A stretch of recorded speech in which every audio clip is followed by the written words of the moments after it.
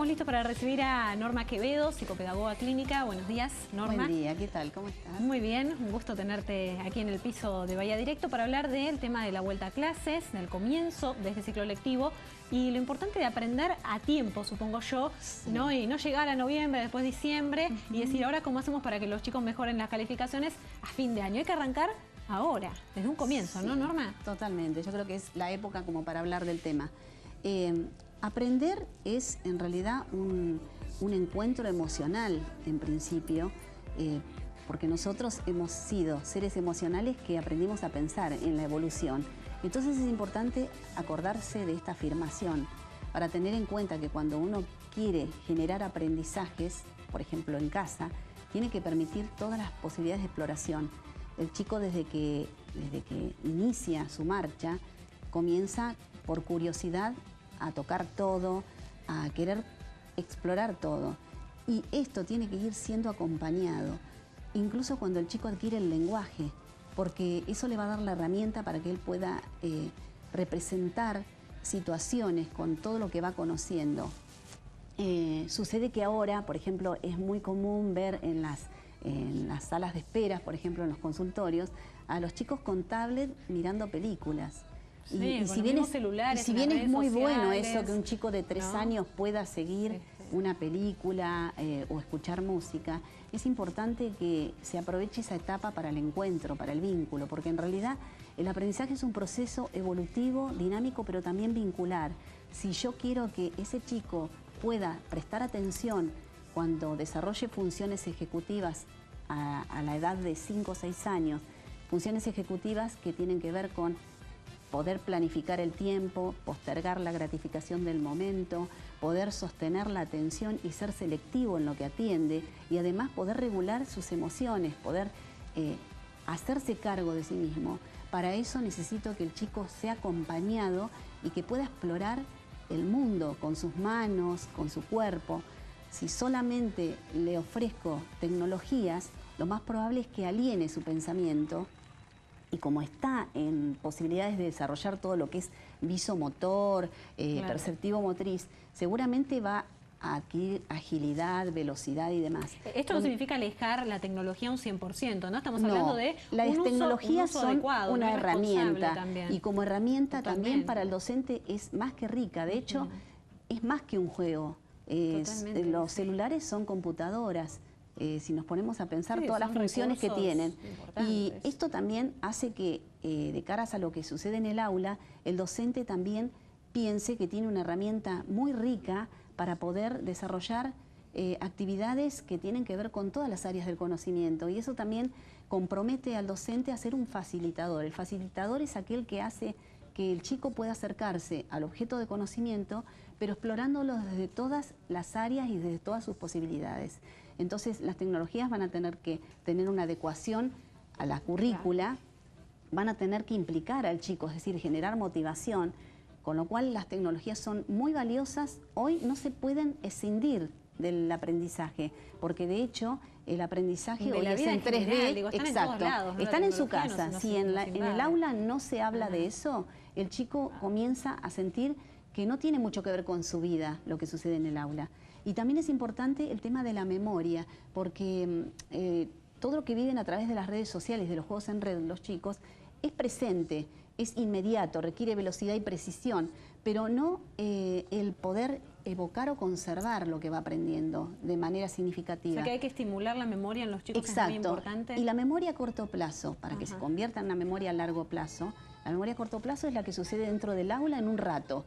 Esa memoria tiene 2 etapas, una que es la de primacía, donde uno adquiere estímulos en el momento en que comienza a estudiar, y la etapa de resencia, que es la final de estímulos. Generalmente nuestra memoria retiene el comienzo y el final de una experiencia educativa, con lo cual la sugerencia es, por ejemplo, que los docentes dejen el tomar lista o el hacer escribir el día en los 20 primeros minutos, dejar eso como algo secundario y aprovechar ese momento, esos 20 minutos donde el chico está motivado y con toda la atención para trabajar los temas más relevantes, porque luego cuando los trabaja, el chico está disperso.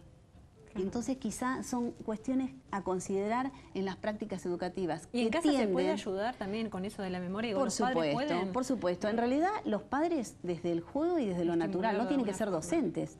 Un padre puede responder a la curiosidad de un chico, siempre también hay que remitirse a lo que es los hechos históricos del conocimiento. Un chico que está con una computadora o una tablet, puedo remitirlo a otros procesos tecnológicos que fueron un avance en la revolución industrial, por ejemplo, y situarlo, insertarlo en una historia, porque la historicidad es parte de la identidad del chico. Entonces también trabajar aquello que fue pasado, pero que se hace significativo porque se complejizó con la era de las TIC, o de lo que es ahora la sociedad de la información.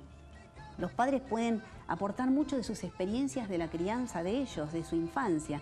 Entonces siempre vamos ligando con significatividad aquello que fue pasado con lo presente. Si no nos quedamos en esta alienación que generan también las redes sociales y las tecnologías, de vivir el presente, de acopiar demasiada información en forma simultánea, de dividir el espacio del tiempo, esa gran dinámica que tienen las tecnologías, pero que van haciendo que todo se pierda.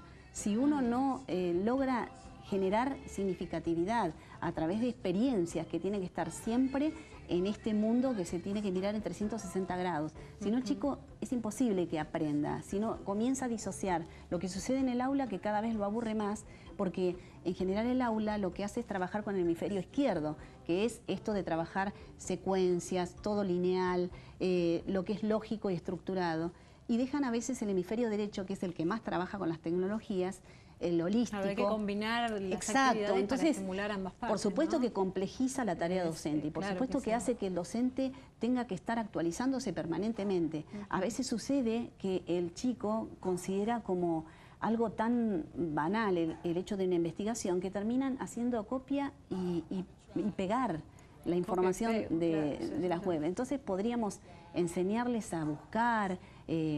Desde los 8 años el chico es un explorador y entonces le encanta investigar. Hagamos eso, que ellos se sientan comprometidos con su propio aprendizaje y que los acompañemos haciéndoles valer lo que van aprendiendo en el aula, haciéndoles ver que eso es importante.